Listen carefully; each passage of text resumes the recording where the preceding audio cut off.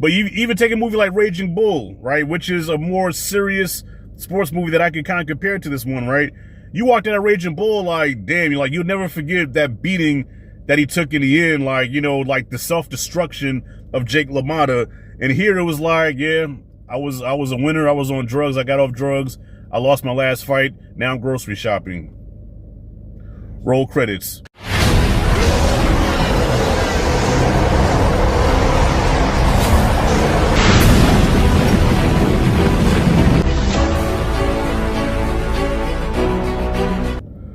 All right, y'all. So I just got done watching The Smashing Machine, starring the people's champ, The Rock. Do you smell what The Rock is cooking?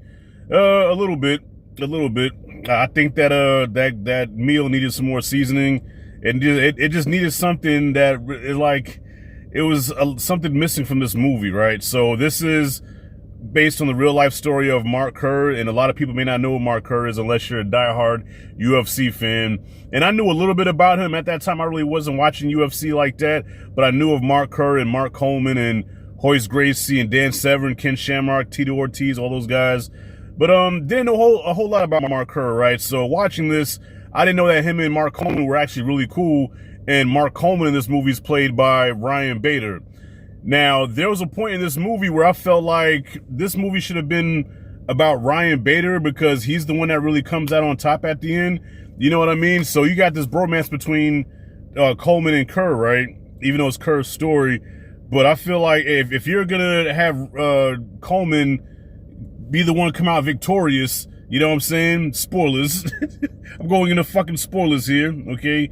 If you're going to have him come out victorious, then damn it, I don't know, maybe show more of the relationship between the two. Like, make us care more about the Coleman character, who in real life actually he's a character for real, right? So I wish we could have got more of the Kerr-Coleman connection, like Rocky and Apollo. Here you go again, comparing Rocky again. I don't care that's my motherfucking franchise. That's my movie. And speaking of Rocky, I know you're saying, well, that's Rocky. Of course, Rocky's going to always win at the end. But no, Rocky lost in the first movie, right? But it was so climactic and so emotional and so inspiring that even though Rocky lost, you feel like he won. In this movie, Mark Kerr, the ending of this story was so anticlimactic because it's like, okay, he's this fighter who gets a high, he gets a rush out of winning. Winning is all he knows. He gets a high from winning, and he wants to experience his high all the time. Okay, I get that. And to do this, he has to keep punishing his body, abusing his body, winning fights. But there comes a price with that because now he has to take these drugs to numb the pain, and he gets addicted, right? So he goes through all this, right? And then he comes back, which, mind you, there's not really much emphasis on the comeback. It's more of, okay, he fucked up, he got on drugs, he went to rehab, he comes out, hey, everything's good now. Now I can train and fight and win the big fight. And it was leading up to a showdown between the two friends. And throughout the movie, I kept noticing that Coleman was giving Kerr looks like, yeah, this is your spot, but, I want your spot. Eventually, I'm going to get your spot. So I just knew all roads were leading to that, right? And I guess the director said, well, I don't want to do the same thing that everybody else did because it's so predictable that these two are going to meet. And that doesn't happen. Kerr ends up losing his final match. And I'm like, well, damn, and even the way he lost, he didn't really go out on his shield. He didn't go out in a hail of bullets like Scarface. He was on the ground. And he just got beat the hell up. He got beat up. The fight was stopped. And then that was it. Coleman went to the finals and won. And I'm like, well, whose story is this? This is called The Smashing Machine. And The Smashing Machine just got smashed. And the best friend is the one that wins the belt. Okay, so like I said, if you want to go that route, let's go more. Okay, let's show more of the friend story. So when he wins, we feel like, okay, hey, that was all right.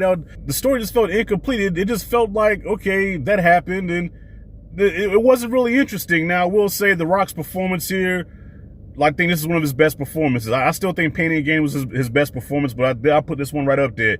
He is a tank in this movie. That guy is jacked, man, and I think he really did good playing Mark Kerr. There was times where okay, he's being The Rock, but I don't mind. I'm a big fan of The Rock, so I don't mind Rock being Rock, But I really felt he really did a good job playing this character. And Emily Blunt, oh my God, you talking about, man, that motherfucker there is sweeter than bear meat. You hear me? Man, Emily Blunt can get it twice on Sunday, and she knows she fine too. That girl knows she fine, and they have such a toxic relationship. It's almost like watching the white version of Jodie and Yvette, you know, from Baby Boy. They're like 90% of the time they're spent fighting and arguing, and then it goes to like really dark places, right? And that's another thing. When the movie wrapped up, after all that happened, Coleman gets the belt. Okay, Kerr is in the shower smiling because I guess he's at peace with the fact that he can lose and be at peace with it, I guess. And then they show the real Mark Kerr. Then in you know, the title, it says, you know, not titles, but you know, the little epilogue, it says, oh yeah, by the way, him and his girl hooked back up a few days later, and then they got married and was married for 6 years. I'm like, we couldn't get one more scene with them together where, you know what I mean? We couldn't get a scene with them making up. You know, it's like the last time we saw that they were fighting, she had a gun to her head, and then it's like, oh yeah, by the way, they hooked back up a few days later. I don't know. I feel like everything is wrapped up too quickly. And from the transition from the stages of this man's life, it was like, you know, okay, that they didn't really show like really the process about how he really got addicted to drugs.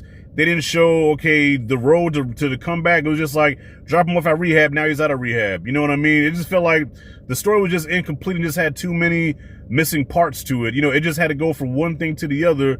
But, hey, The Rock was good in here. Emily Blunt was really good in here. They had good chemistry together. They just, you know, their story just wasn't written too well, I don't think.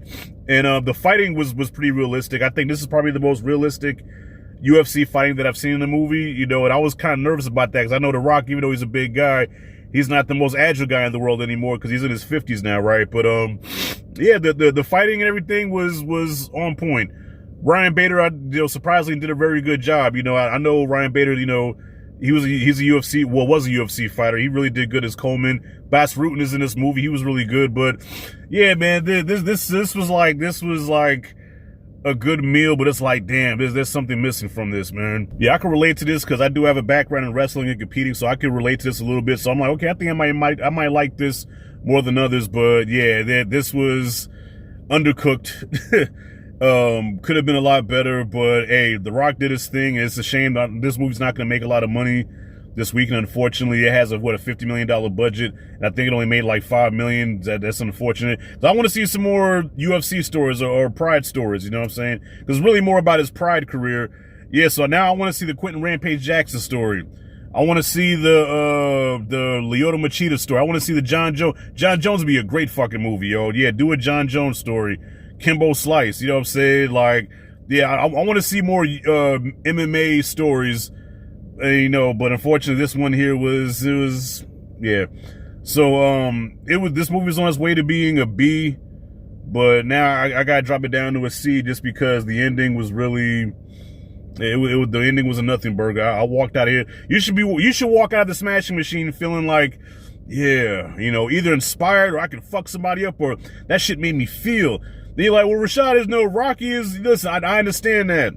I understand that Rocky leans more towards seeing Rocky win. But you even take a movie like Raging Bull, right, which is a more serious sports movie that I can kind of compare to this one, right? You walked out of Raging Bull like, damn, you're like, you'll never forget that beating that he took in the end, like, you know, like the self-destruction of Jake LaMotta. And here it was like, yeah, I was a winner. I was on drugs. I got off drugs. I lost my last fight. Now I'm grocery shopping.